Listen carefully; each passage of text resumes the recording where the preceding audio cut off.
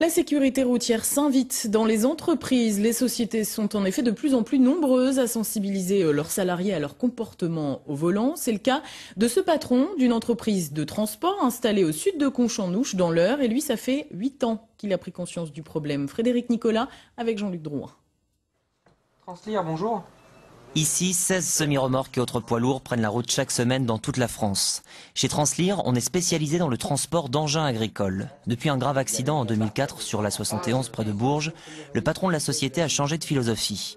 Avant cette date, il l'avoue, il était le premier à mettre la pression sur ses équipes. Mais depuis, il s'est engagé dans un processus de prévention et d'action. On s'est aperçu que les sinistres avaient lieu majoritairement entre 9h et 11h du matin. On a déclenché derrière un plan de formation sur l'équilibre alimentaire pour attirer leur attention sur la prise des petits déjeuners le matin. Ils démarrent généralement de bonne heure et donc par conséquent vers 11h, hypovigilance et augmentation du risque d'accident. Chaque année, les conducteurs suivent un stage de sensibilisation au comportement à risque sur la route. En 5 ans, les sinistres ont diminué de 80%. Autre outil, la géolocalisation.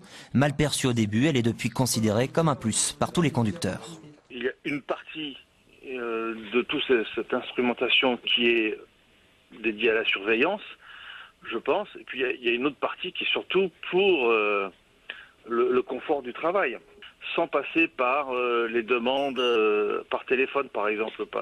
Je sais que le patron ne nous appelle plus par téléphone pour avoir quelques renseignements. Il sait où est disposé le camion, de quel temps il dispose pour les livraisons, ce genre d'informations. Il n'a pas besoin de nous appeler. Un patron qui ne manque pas d'idées pour motiver ses troupes.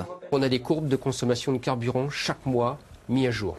Pour le gagnant du challenge, un week-end dans un hôtel de luxe, ça motive. Et en prime pour le vainqueur cette année, un nouveau job, formateur dans la toute nouvelle société créée il y a un mois par Dominique René, Conduite Éco, ou comment apprendre à rouler en utilisant le moins de carburant possible.